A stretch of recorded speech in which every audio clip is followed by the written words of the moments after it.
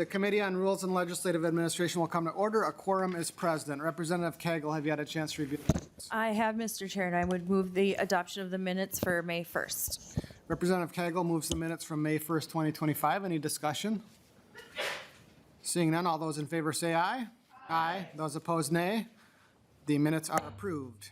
Next item is the calendar for the day. We're proposing calendaring one bill for the calendar for Wednesday, May 7th, 2025, House File 2442 ACOM. I move the adoption of the calendar for the day pursuant to Rule 1.21 and 3.33. The Committee on Rules and Legislative Administration will designate Wednesday, May 7th for the adoption of the calendar for the day and establish a pre-filing requirement for amendments offered to those bills. Any discussion? Representative Schultz. Thank you, Mr. Chair. I would like to add House File 47, Senate File 908 to the calendar for the day.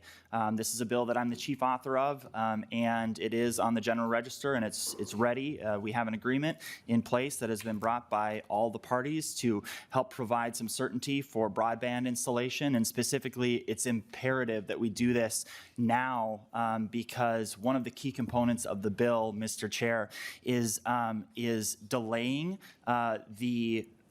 essentially the training requirement for the installers who work within the metro communities to January 1st of next year, rather than the current July 1st deadline for this year.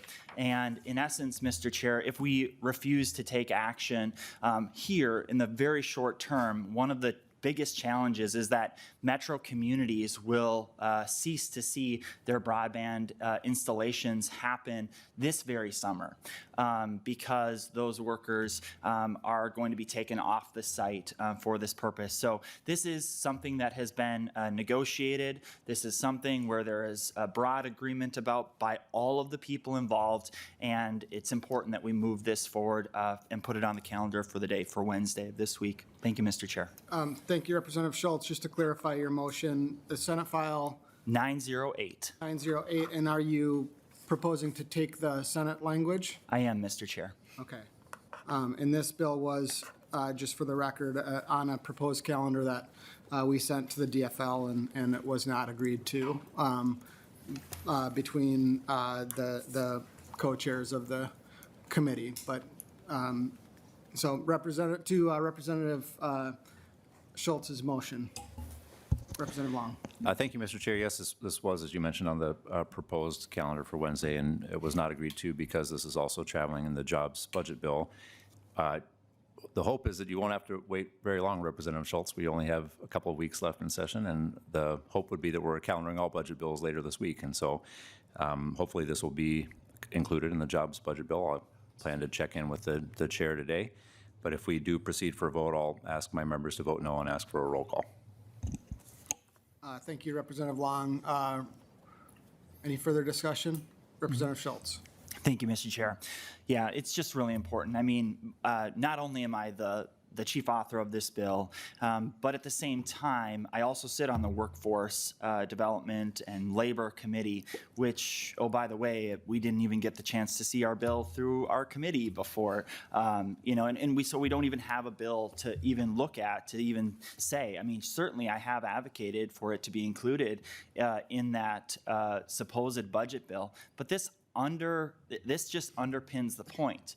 Metro communities will not see installation for broadband, whether that's to serve those who are unserved or assist those who are underserved, if we do not get this put into law as soon as absolutely possible, which is why it's best if we move this on a bipartisan basis like this bill is right now, and move it as quickly as possible, especially considering that we have the ability, we have the time to do this work on Wednesday. Thank you, Mr. Chair. I encourage a green vote.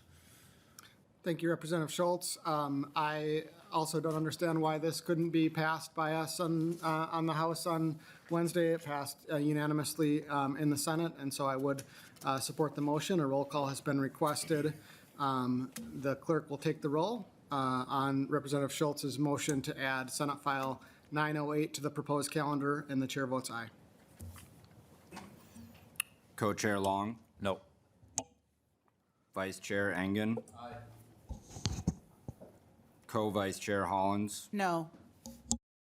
Representative Coulter. No. Representative Frederick. No. Representative Howard. No. Representative Jacob. Jacob, yes. Representative Jordan. No. Representative Cagle. No. Representative Nash. Yes. Representative Purcell. Purcell, no. Representative Schultz. Schultz, aye. Representative Scott. Aye. Representative Steer. Aye. Representative Zelenzikar. Zeleznikar, aye.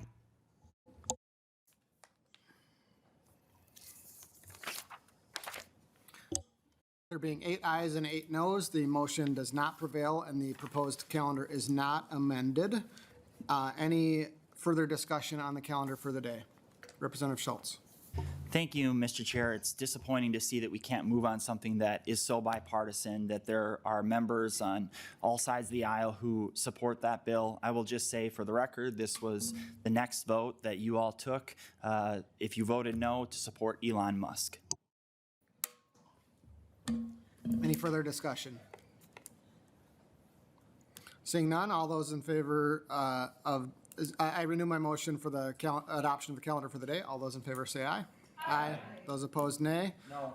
The motion prevails and the calendar is adopted. Under Rule 3.33, there is a pre-filing deadline for this bill. That concludes our agenda for today. The meeting is adjourned.